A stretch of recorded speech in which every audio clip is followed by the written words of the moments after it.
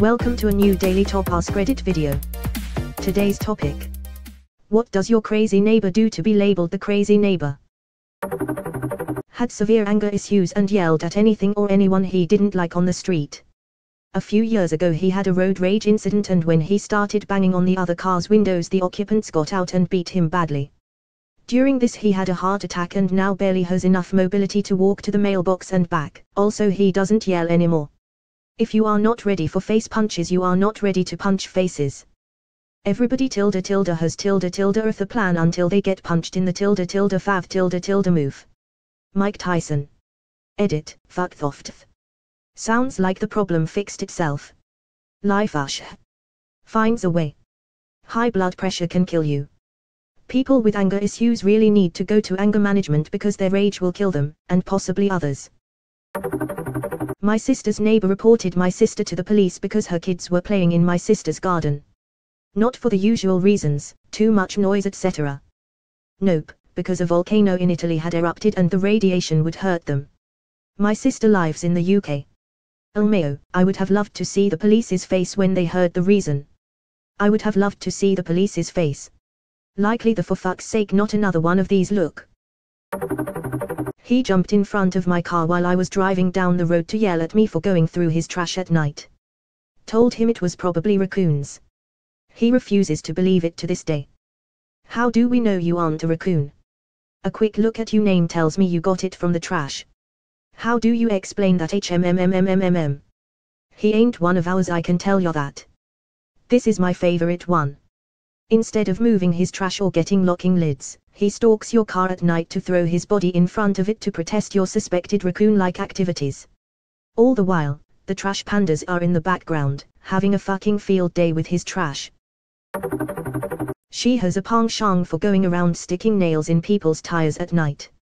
This has happened dozens of times to nearly everyone on the street, though she's slowed down since more people started installing video cams and motion sensor lights in their driveways. Years ago we had a guy in our neighborhood like this. He stopped hitting our house when my crazy-ass mother came flying out the house around 3 a.m. with her baseball bat. Fighting fire with fire. And by fire I mean crazy. And by fire I also mean crazy. Her reasoning. If she's capable of it. She's just one of those misanthropic people who gets a kick out of others' misfortune. She's done it for almost 20 years, apparently. Her favorite night to do it is Sunday, when she also goes picking through people's recycling on the curb for cans and bottles. The lucky people find the nails and screws before they go out driving, but others have had their tires pop on the expressway. Pulled us over pretending to be a police officer, saying that we had somehow broken the law whilst pulling out of our driveway and that she was going to call it in. She isn't a cop lol. Edit, I considered using my dashcam video to actually call it in, but we had just moved in and I wasn't sure if she was the type of crazy to burn the house down or poison my dog. After chatting with the other neighbors, it turns out she's just the wannabe HOA president in a neighborhood with no HOA. So, mostly harmless. Just very annoying. Pretty sure that's a crime. Not only a crime but a crime that really pisses off police officers. They'll arrest people on the spot for this kind of shit. My neighbor sits in his yard, hides behind his plants and meows at people who pass by. He is not dangerous at all, but he is not right in the head either. His caretakers are his parents and they seem to be very nice people. His dad once told me he just likes to be a cat and left it at that. I didn't ask any more questions.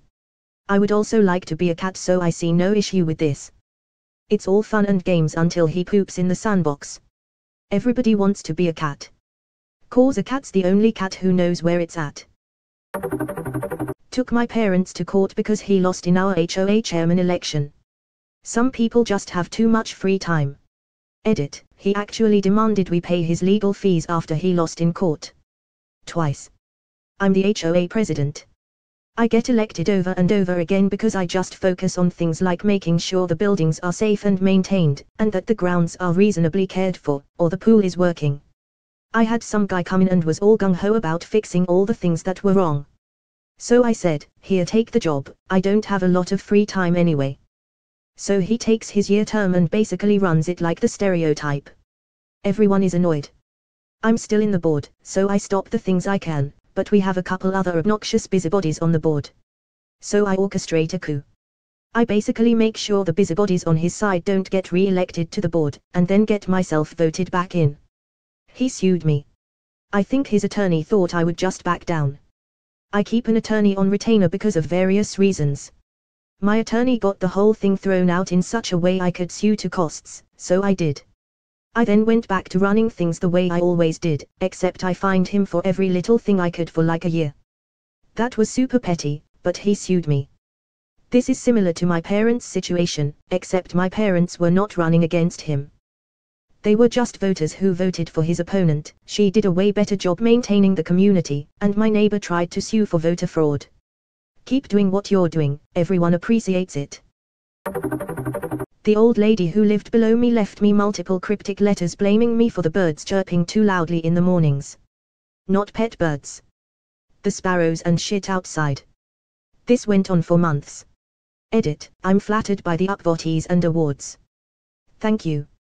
To answer the most commonly asked question. Yes, for a brief period I had a bird feeder.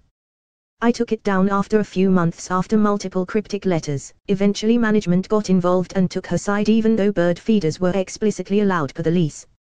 There were several trees nearby, including one that literally hung onto both her and my balconies. I assure you that birds existed before I set up the feeder, as they continued to exist after.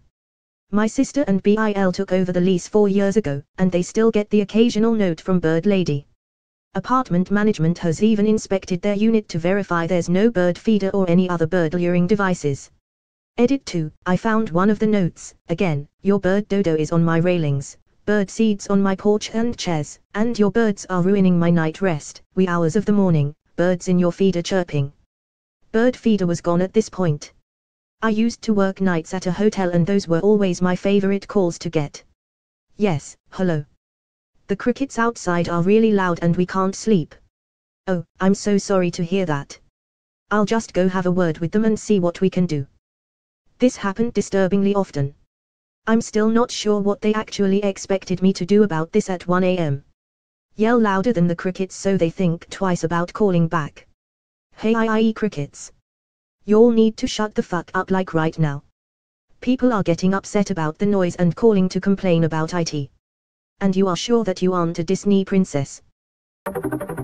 Called the police on people parked perfectly legal in front of their house, took pictures of my partner's dad just working in the yard, disappeared suddenly without a trace and then suddenly come back home in the dead of night 8 months later. Weirdos. That sounds a lot like jail. Quite possibly for stalking. Yep. Our neighbor would disappear for long periods of time. Cops showed up a lot. I could hear his wife complain that he'd get blackout drunk and his parole officer was unhelpful. His truck was eventually left in the complex lot with front-end damage. He was in jail 3 times in 10 months, the last was obviously for a DUI. I had a neighbor like that. He'd come over at random hours of the night, pounding on the door and demanding we move our cars, threatening to call the cops on us. So, we called the cops, and reported some crazy guy screaming nonsense in our yard and trying to kick the door in. Never saw him again, and the new owners of the house were far more pleasant. My neighbor was an 85-year-old widow that lived alone. She had 2 vehicles, a car and truck, and over the course of a few months I realized that she was no longer parking her car in her garage like she had for the many years prior to that. Then suddenly the truck wasn't being parked inside the garage either. Turns out she no longer had room in her garage to park her vehicles because she was walking down to a residential construction site about a block away every evening and she'd grab 2 2x4s and bring them home. She had over 500 boards stacked in her garage and when she was questioned on what she was going to do with it, she didn't have an answer. Edit, bonus crazy neighbor stories. I drove 16 hours straight, pulled in my drive, and crashed on my couch immediately.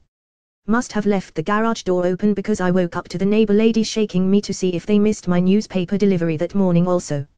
Neighbor lady thought I didn't clean up after my dog in her front yard. I had never owned a dog, so she retaliated by walking around the neighborhood with a garbage bag, picking up every bit of dog poo she could find, and dumped said bag of dog poo on my front lawn while I was standing in the front window watching. Ran up over $300 on 1 month's water bill of mine because neighbor lady was hooking her sprinkler up to my water when I'd leave for work in the morning and would let it run all day until right before I got home from work.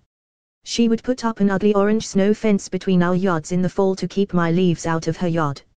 Me pointing out that I only had pine trees did not dissuade her from the decision to leave the snow fence up. Edit #2. Day 1. I should have known something was fishy with this lady. Literally, day 1. I closed on my house at 9 a.m. and had a roofing company at the house waiting for the call that I closed. We spent the day ripping off the old layers and getting bundles up on the roof for the next day. It was hot out, we were exhausted and all sitting in the front yard cooling off when neighbor lady walked out of her house, down the sidewalk to my house, and without even acknowledging the 6 of us staring at her, she walked in the front door and had herself a look-see. She hated dandelions. I found this out the first year that I lived there when I noticed that my lawn was dying off in an extremely weird way, almost as if someone was spraying weed killer on the stream setting trying to snipe dandelions from 20 feet away. That's literally what she was doing. Being the nice guy I am, I would clean her driveway off in the winter because I had a snowblower. She would never thank me in person, but instead, she'd come over to my house after I had finished and would leave a bag on my front door that usually contained whatever expired goods she had in her pantry. Some of the standouts for me was like a dozen cans of 10-year expired Chef Boyardee, SP, stuff, and once, half a bag of wheat flour. She knew lumber prices were going to be crazy in 2021.